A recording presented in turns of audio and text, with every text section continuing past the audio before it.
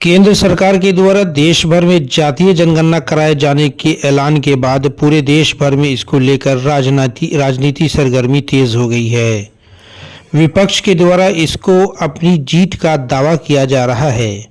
कांग्रेस के जिला प्रवक्ता डॉक्टर आशीष रंजन सिंह ने कहा कि देश में जातीय जनगणना कराने का ऐलान करना मोदी सरकार को राहुल गांधी के आगे झुकना पड़ा है।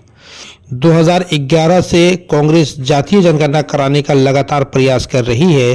अब मोदी सरकार जातीय जनगणना कराने का ऐलान कर केवल हेडलाइन बनाना चाहती है, लेकिन मोदी सरकार की अगर मंशा ठीक है तो सरकार जातीय जनगणना कराने का हेडलाइन नहीं बनाकर डेडलाइन जारी करे। क्योंकि जब कांग्रेस के द्वारा जातीय जनगणना कराने का प्रयास किया गया तो यही सत्ता में बैठे लोग कांग्रेस नेताओं को अर्बन नक्सल कहकर विरोध किया था। लेकिन आज हमारे नेता राहुल गांधी की मांग के आगे केंद्र सरकार को आखिरकार झुकना पड़ा। क्या कुछ कहा कांग्रेस के प्रवक्ता ने, चलिए आपको दिखाते हैं।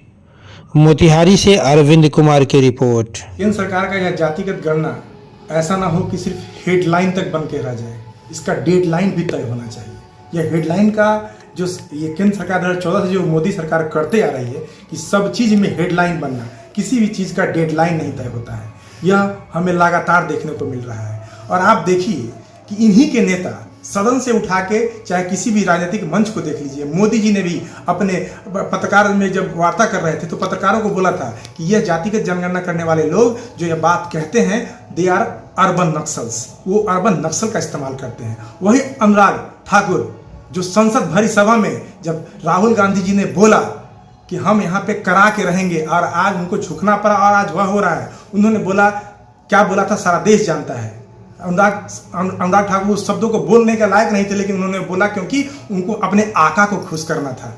हाँ, आप देख लीजिए अमित शाह को क्या बोला था, आप देख लीजिए नितिन गडकरी को क्या बोला था, योगी जी को देख लीजिए इन्होंने क्या बोला था। यह सब सामने है। ये लोग दो मापदंड लेके चलने वाले लोग हैं। इनकी मंशा बिल्कुल साफ है, लोगों को बरगला के उनकी भावनाओं के साथ खेल के राजनीति करना, उनकी भावनाओं को ठेस पहुंचाने का काम करते हैं। लेकिन राहुल गांधी जैसे योद्धा जो अपनी गलती जब समय आती है, आज देखिए उन्होंने कहा कि 80 के दशक में हमारी गलती हुई थी, उनको उसको स्वीकार भी करते हैं। लेकिन दूसरी तरफ जब देश की बात आती है, इस समतामूलक समाज की बात आती है, संविधान की बात आती है, बाबा साहब अम्बेडकर की बात आती है, तो वो एकदम पूर्ण रूप से उसके लिए लड़ते हैं और हक दिलाने की बात अड़ते हैं, संसद में लेकर रोड तक लड़ते हैं। और आज सरकार को उनके ऊपर झुकना पड़ा है और इसी का नतीजा है कि आज सरकार ने इस जनगणना के लिए अपनी हामी भरी है, लेकिन हेडलाइन बनाया है, इसकी डेडलाइन जरूर तय होनी चाहिए। आप लोग कह रहे हैं हमारी मांगे पूरी हुई। 2014 के पहले तो आपकी भी सरकार थी। बिल्कुल हमारी सरकार थी और यूपीए की सरकार ने लगातार इसके ऊपर काम किया। आप देख लीजिए 2011 में सेंसेक्स आया था, हम लोगों ने उसके ऊपर काम करने की शुरुआत कर दी थी और लगातार हम लोग उसके ऊपर काम कर रहे थे। लेकिन ये वही लोग हैं, मैंने आपको बोला ना अभी कि आप देखिए 2014 के बाद से जब से सत्ता में आए हैं, इनके ऊपर से लेकर नीचे तक के लोग सभी नेता एक ही शब्द बोले इसका विरोध कर रहे थे। आज राहुल गांधी का इनको झुकना पड़ा है। तो उसी तरह यह लोग उस समय भी संसद से लेकर सुप्रीम कोर्ट न्याय अधिकार में वहां भी जाके इस जाति के जनगणना का विरोध करने का काम किया है। तो हमारी पार्टी, हमारी सरकार सदैव समतामूलक समाज चाहती है और सबको समान अधिकार दिलाने और न्याय दिलाने का कार्य करना चाहती है।